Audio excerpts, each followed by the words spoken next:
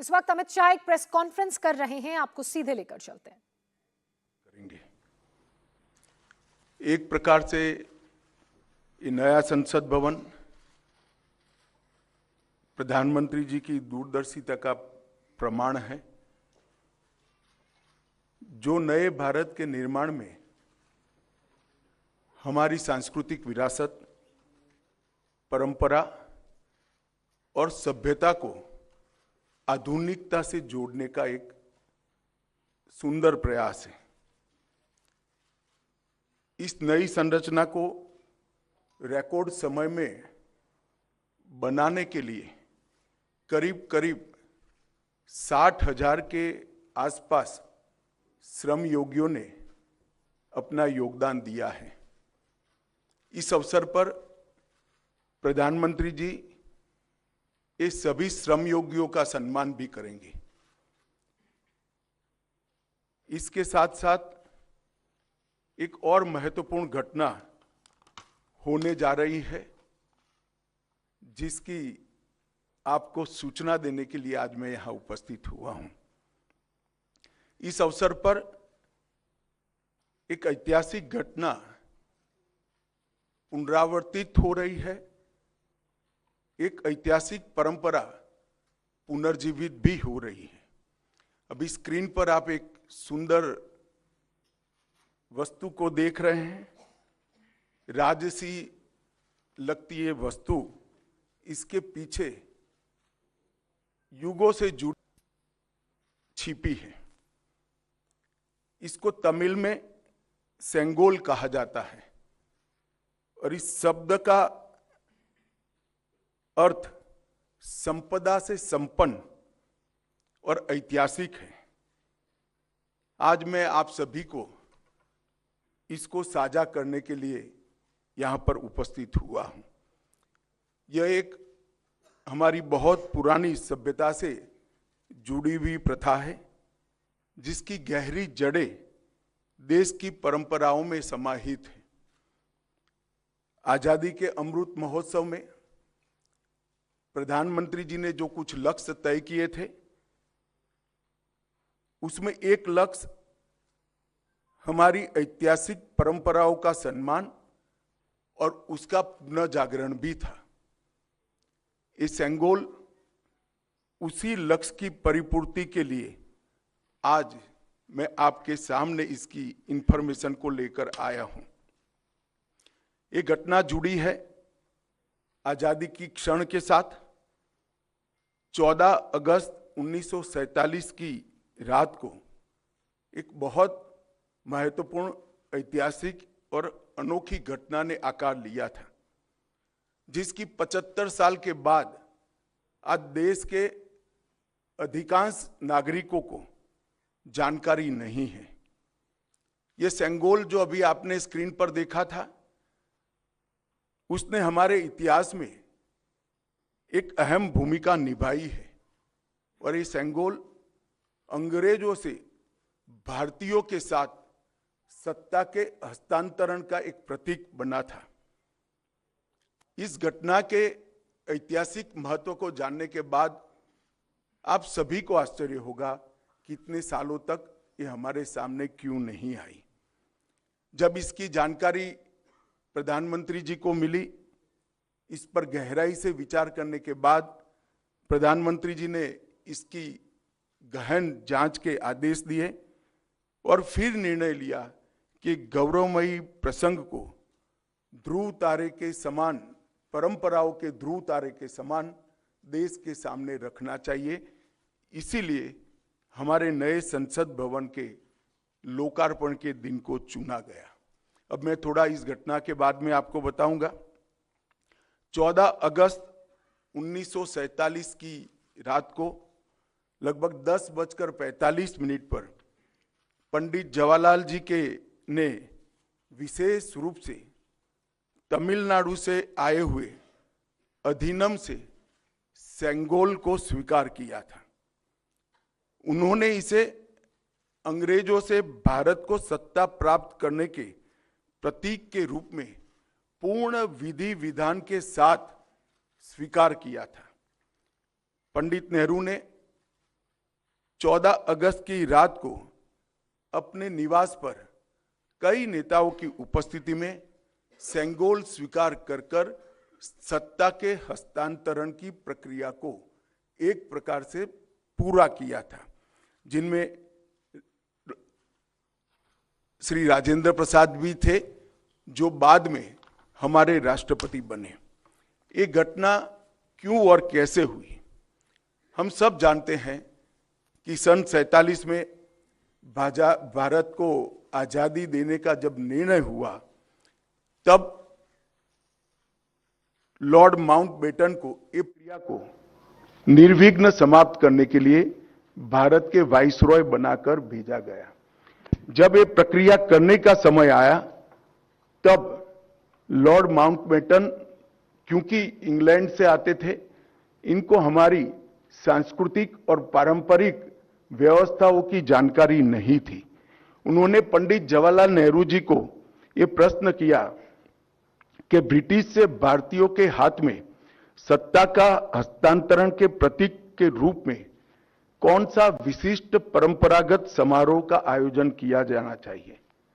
पंडित जी भी कंफ्यूज थे। उन्होंने थोड़ा समय मांगा और कहा कि मैं साथियों से चर्चा कर आपको इसके बारे में जानकारी दूंगा। पंडित जवाहरलाल नेहरू जी ने चर्चा करने के लिए अपनी पसंदगी बहुत अनुभवी स्वतंत्रता सेनानी, दार्शनिक, भारतीय परंपराओं के जानकार, इतिहास के मर्मज्ञ ऐसे विद्वान सी राजगोपालाचारी पर नियुक्त की, जिनको हम राजा जी के नाम से जानते हैं। उन्होंने ये बात को राजा जी के सामने रखा।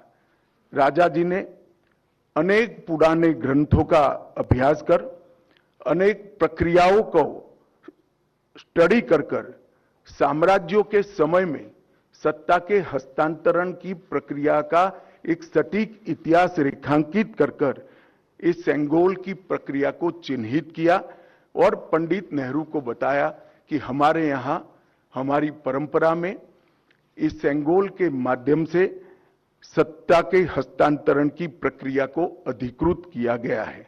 और इस प्रकार ये प्रक्रिया तय हुई और पंडित नेहरू ने पवित्र सेंगोल को तमिलनाडु के अधिनियम से स्वीकार कर अंग्रेजों से भारतीयों के हाथ में सत्ता के हस्तांतरण को आकार दिया। वही क्षण था जब पंडित नेहरू ने सेंगोल को स्वीकार किया, जब हम जिसको स्वतंत्रता कहते हैं, इसका सटीक स्तंभ था। इस अनुष्ठान का उद्देश्य इस तथ्य का स्वीकारीकरण है कि भारत में विदेशी शासन भारत के लोगों के पास एक ऐसी आध्यात्मिक प्रक्रिया से आई जो प्राचीन और भारत की सुदृढ़ परंपरा है। पंडित नेहरू ने इस अनुष्ठान के संपादन के लिए दक्षिण के मठाधिपति को स्वीकार कर आगे चले, जिससे पता चलता है कि उनका उद्देश्य भारत की भावात्मक एकता और आध्यात्मिक एकीकरण का था। सेंगोल के अर्थ और इतिहास में थोड़े डिटेल में जाते हैं तो सेंगोल का अर्थ बड़ा गहरा है। सेंगोल शब्द तमिल भाषा के सेम्मई शब्द से बना गया है। इसकी व्युत्पत्ति सेम्मई से आती है, जिसका अर्थ और भाव नीति परायणता से है। यह एक तमिलनाडु के प्रमुख धार्मिक मठ के महंतों द्वारा ये सेंगोल जो आप अभी देख रहे हैं स्क्रीन पर, ये अभिमंत्रित है। गंगा जल से उसको पवित्र किया गया है। इस पर पवित्र नंदी अपना अटल दृष्टि और स्थिरता के साथ विराजमान है। और ये जो सेंगोल है वो चोला साम्राज्य के समय से, मतलब 8वीं शताब्दी से चली आ रही हमारी अपनी भारतीय सभ्यतागत प्रथा का एक अनुसरण करने के लिए ये प्रथा को बना दिया गया था। आप सभी जानते हैं चोला साम्राज्य सदियों से हमारे उपमहाद्वीप में एक महत्वपूर्ण साम्राज्य रहा, जिसने 21 राजाओं ने बड़े लंबे अरसे तक 800 साल से ज्यादा समय तक इस देश के एक महत्वपूर्ण हिस्से पर शासन किया। सबसे महत्वपूर्ण बात यह है कि सेंगोल जिसको प्राप्त होता है, इसके पास से न्यायपूर्ण और निष्पक्ष शासन की अपेक्षा रखी जाती है और एक प्रकार से न्यायपूर्ण और निष्पक्ष शासन करने का आदेश उसको मिलता है, जिसे तमिल में आणई कहते हैं। और इस सेंगोल को प्राप्त करने की घटना को आजादी के समय विश्व भर के मीडिया ने इसका जिक्र भी किया है, इस पर वृत्तांत भी प्रकट किए हैं। टाइम मैगजीन ने बहुत ज्यादा ग्राफिक्स के साथ इसको रिपोर्ट किया। भारत के भी सभी अखबारों ने इसको यथोचित सम्मान दिया था। आप सेंगोल की वेबसाइट पर मीडिया रिपोर्ट की एक फिल्म भी बाद में देख सकते हैं। 1947 अगस्त के बाद सेंगोल सबकी आंखों से ओझल हो गया, इसको भुला दिया गया, मगर एक विद्वान और पूजनीय सम्माननीय व्यक्ति ने इसको आजादी के 31 साल के बाद 15 अगस्त 78 को परमाचार्य श्री चंद्रशेखर सरस्वती स्वामीगल ने अपने अनुयायी डॉक्टर B.R. सुब्रमण्यम को सेंगोल वृत्तांत का वर्णन किया, जिसको डॉक्टर सुब्रमण्यम ने अपनी किताबों में उचित स्थान देकर उल्लेखित किया है। तमिल मीडिया ने भी परमाचार्य की चर्चा को प्रमुखता से जगह दी और उसे जीवित रखा है। हम सब परमाचार्य के इसके लिए कृतज्ञ हैं। दिलचस्पी की बातें हैं कि तमिलनाडु सरकार ने भी इस भूमिका को गर्व के साथ प्रकाशित किया है। यह 2021-22 का HR&CE पॉलिसी नोट जो अभी आप स्क्रीन पर देख रहे हैं उसमें दर्ज है। इस पर पैरा 24 में इसकी प्रक्रिया को ढंग के साथ वर्णित किया गया है। हमारी सरकार का मानना है कि इस पवित्र सेंगोल को किसी संग्रहालय में रखना अनुचित है। सेंगोल की स्थापना के लिए संसद के भवन से अधिक उपयुक्त और पवित्र और उचित स्थान कोई हो ही नहीं सकता।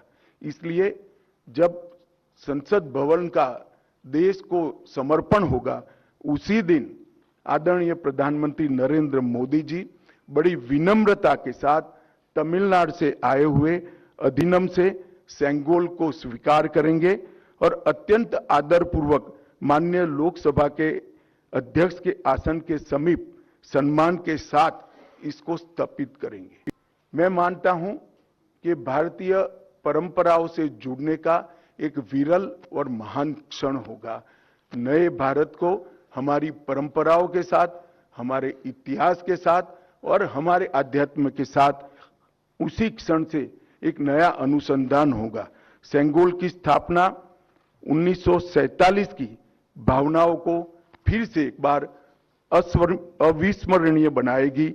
यह सेंगोल जो है असीम आशाएं, अनंत संभावनाएं और एक मजबूत, स्वतंत्र और समृद्ध राष्ट्र के निर्माण का संकल्प है। यह अमृत काल का प्रतिबिंब होगा जो भारत को अपने विश्व में यथोचित स्थान ग्रहण के लिए गौरवशाली क्षण का साक्षी बनेगा। यह ऐतिहासिक योजना अधिनियम के अध्यक्षों से विचार विमर्श कर बनाई गई है। यह सभी 20 अधिनियम के अध्यक्ष इस शुभ अवसर पर उपस्थित रहेंगे, जो प्रधानमंत्री जी को सेंगोल अर्पण करेंगे और इस पवित्र अनुष्ठान की पुनःस्मृति में अपना आशीर्वाद भी प्रदान करेंगे। इसके लिए मैं उनके प्रति आभार व्यक्त करता हूं। और एक बहुत हर्ष की बात है कि 14 अगस्त 1947 की प्रक्रिया में जो स्वयं उपस्थित थे, वो 96 साल के वुमिंडी बंगारू चिट्टी भी इस कार्यक्रम में सम्मिलित होने वाले हैं। उनका आशीर्वाद भी इस कार्यक्रम को मिलेगा। यह घटना का दूरदर्शन और दी हुई लिंक से सभी मीडिया के माध्यमों से जीवंत प्रसारण देश भर के दर्शकों के लिए, नागरिकों के लिए भी होगा। और अब हम एक डिटेल फिल्म ये पूरी प्रक्रिया पर सांस्कृतिक विभाग ने बनाई है, इसको देखेंगे।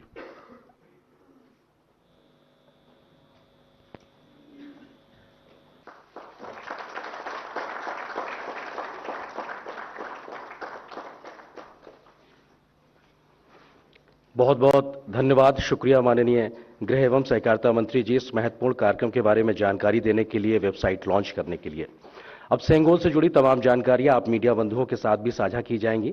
आप मीडिया बंधुओं को उपलब्ध कराई जाएगी जानकारी में सेंगोल के बारे में प्रेस विज्ञप्ति, मीडिया डॉकेट, पृष्ठभूमि के बारे में जानकारी, अक्सर पूछे जाने वाले प्रश्न यानी FAQs। इसके अलावा सेंगोल के अधिनियमों और स्वर्णकार श्री मुम्मीडी जी के प्रवास की जानकारी भी दिल्ली के बारे में वो आपको उपलब्ध कराई जाएगी। और आज की इस प्रेस वार्ता में माननीय गृह मंत्री जी द्वारा सेंगोल के बारे में शुरुआती जानकारी साझा करने के बाद अब आप मीडिया बंधुओं से कुछ सवालों को भी आमंत्रित किया जा रहा है। इस सिलसिले को आगे बढ़ाने के लिए अब मैं आमंत्रित करता हूं पत्र एवं सूचना कार्यालय के प्रधान महानिदेशक श्री राजेश मल्होत्रा जी को। एक सेकंड, पहले मेरा निवेदन है कि इसी प्रक्रिया के बारे में ही सवाल करिए।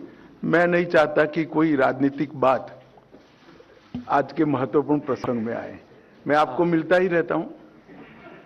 100 नंबर, 100 नंबर, इधर फ्रंट पे। हाँ, Amiji, Vanakkam. Dinamalar Venkatraman from Dinamalar. You made a very elaborate details about the Sengol. It's not only from Chola kingdom, it's the rulers of Tamil Nadu, Pandya, Chera Chola Pandya, everybody was using the Sengol when transits of power. And also indicate how a king has to rule the country, which indicates to the people of the entire southern India. Now, the southern India people have shut the door for the BJP. For the चलिए मैं समझ गया, हो गया आपका सवाल। Next. Sir, आपका कोई रिएक्शन नहीं है क्या सर? चलिए, मैंने कहा ना आज राजनीति की चर्चा नहीं करनी है भाई। आप इतना सुनकर भी इतने सन्नीय पत्रकार होकर करते हैं। सर, आपने जिस तरह से बताया कि 1947 में पंडित नेहरू देश के प्रथम प्रधानमंत्री ने पवित्र सेंगोल को सत्ता हस्तांतरण के प्रतीक के रूप में स्वीकार किया था। अब 28 मई को प्रधानमंत्री नरेंद्र मोदी जी उसी को देश के सामने रखेंगे। गर्व का क्षण होगा और इस क्षण पर सभी को गर्वान्वित होना चाहिए, सबको उपस्थित रहना चाहिए, पूरे देश को भावनाओं के साथ, और जो सांसद हैं या वहां पर रहना चाहिए उपस्थित, इस क्षण को देश के सामने अपने आप को भावना प्रकट करने के लिए। नहीं, हमने तो भारत सरकार ने सबको विनंती किया है कि आप उपस्थित रहिए, सब अपनी अपनी भावना के अनुसार करेंगे। 90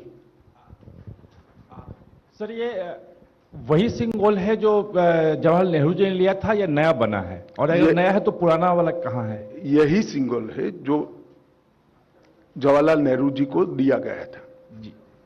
69।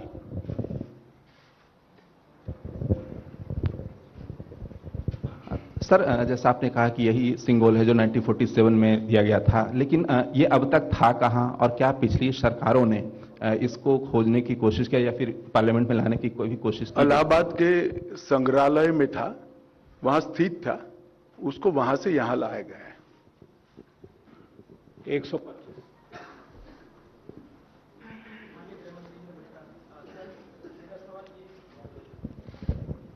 गृह मंत्री जी नमस्कार। मेरा सवाल यह है सर, जो पूरी प्रक्रिया दिखाई गई, जो वीडियो भी दिखाया गया, इसमें पूरी जानकारी मिली है कि कैसे ये इसका ऐतिहासिक महत्व है और कैसे इसको प्राप्त किया गया। तमिलनाडु के लोग आए, उन्होंने ये दिया, सत्ता हस्तांतरण हुआ। तो जब ये पहली बार विचार हुआ आप इसको लाएंगे और इस तरीके से इसकी कल्पना पृष्ठभूमि जो रही, ये पहली बार विचार कब आया और कैसे इसको लागू किया जाए, ये क्या कल्पना रही, इसके पीछे प्रधानमंत्री की क्या सोच रही? ये बहुत लंबी प्रक्रिया है।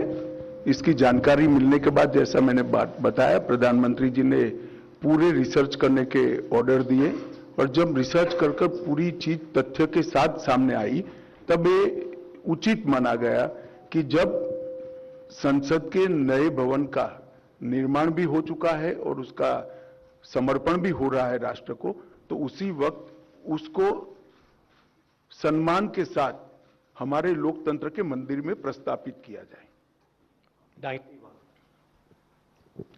सर नमस्कार, मैं आमिर हूं न्यूज नेशन से। सवाल यह है कि आपने जैसे कहा कि देश से इसको छुपाया गया, इसके बारे में बताया नहीं गया। मैंने ऐसा नहीं कहा, देश को जानकारी नहीं है ऐसा कहा गया। छिपाया गया आपका शब्द है, आगे बोलिए। लास्ट क्वेश्चन 256 मैडम, आप लास्ट क्वेश्चन।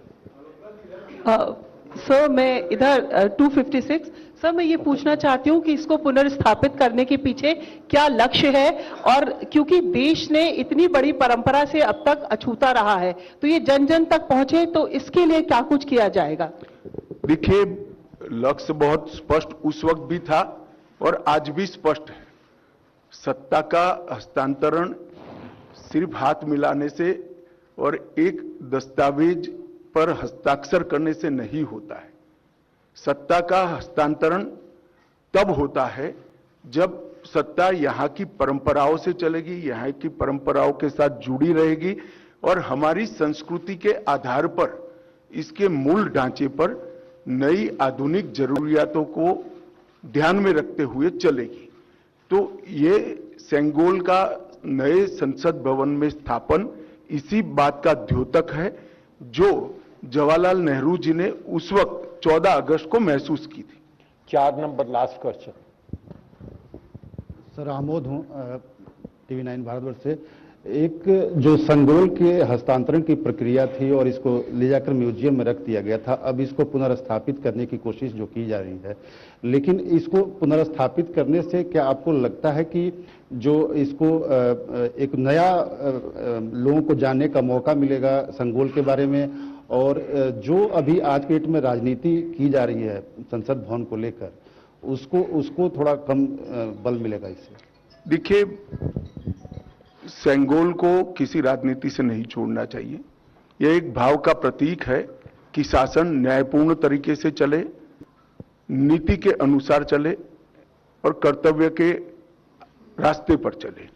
और वो संसद में सेंगोल को स्थापित करने से हमेशा ये संदेश हमारे लोकतंत्र के लिए समग्र जनता में और जनता के प्रतिनिधियों के बीच में जाना है। ये इसके पीछे भाव है। राजनीति अपनी जगह पे चलती रहती है। गृहमंत्री जी, इसी से जुड़ा मेरा सवाल भी है कि जब संगोल को वैदिक रीति रिवाज के हिसाब से स्थापित किया जाएगा, प्रधानमंत्री जी के उद्घाटन करने पर विपक्ष इतना विरोध कर रहा है, तो इसको स्थापित करने पे कैसा माहौल होगा? क्या? प्रधानमंत्री नरेंद्र मोदी जी के उद्घाटन करने को लेकर जब विपक्ष बायकॉट कर रहा है इस कार्यक्रम का, तो जब आप इसे वैदिक रीति रिवाज के हिसाब से स्थापित करेंगे तब कैसा हाल होगा? नहीं, इसमें मैंने पहले ही किया कि राजनीति को इसके साथ मत जोड़िए। एक बड़ी भावात्मक प्रक्रिया हमारी पुरानी परंपराओं से नए भारत को जोड़ने की, इसको इतने ही सीमित अर्थ में देखना चाहिए। राजनीति अपनी जगह पे चलती है और सब अपनी अपनी क्षमता से, सोचने की क्षमता के अनुसार रिएक्शन भी देते हैं और काम भी करते हैं। बहुत बहुत शुक्रिया मीडिया बंधुओं का। हम धन्यवाद अदा करेंगे माननीय गृह एवं सहकारिता मंत्री जी का, केंद्रीय संस्कृति पर्यटन और उत्तर पूर्वी विकास के मंत्री श्री जी किशन रेड्डी जी का, सूचना प्रसारण मंत्री अनुराग सिंह ठाकुर जी का। बहुत बहुत शुक्रिया आप सभी मीडिया बंधुओं का भी। और एक जानकारी कि जो हमारे अतिथिगण हैं उनके लिए जलपान की व्यवस्था फर्स्ट फ्लोर पे की गई। तो सेंगोल को राजनीति से जोड़कर देखना ठीक नहीं है। विपक्षी दलों के बहिष्कार को लेकर जब प्रश्न पूछा गया तो उन्होंने इस पर भी कोई बहुत ज्यादा स्पष्टता से जवाब नहीं दिया। उन्होंने कहा कि उद्घाटन समारोह में निमंत्रण सभी को दिया गया है, लेकिन किसी भी तरीके के राजनीतिक विषय पर उन्होंने उत्तर नहीं दिया। फिलहाल आपने सुना गृह मंत्री अमित शाह ने इस सेंगोल को बताया, इसके इतिहास को बताया और क्यों एक पुरानी परंपरा से, एक वैदिक परंपरा से भारत के संसद को जोड़ा जा रहा है, इस पर भी उन्होंने टिप्पणी की। हालांकि विपक्षी दलों के बहिष्कार पर अमित शाह ने सिर्फ इतना कहा कि उद्घाटन समारोह में सभी दलों को आमंत्रित किया गया है। सेंगोल को राजनीति से जोड़ना ठीक नहीं है। इंडिया टीवी हर वक्त हर जगह डाउनलोड करने के लिए सर्च करें India TV news Google play store या ऐप स्टोर पर।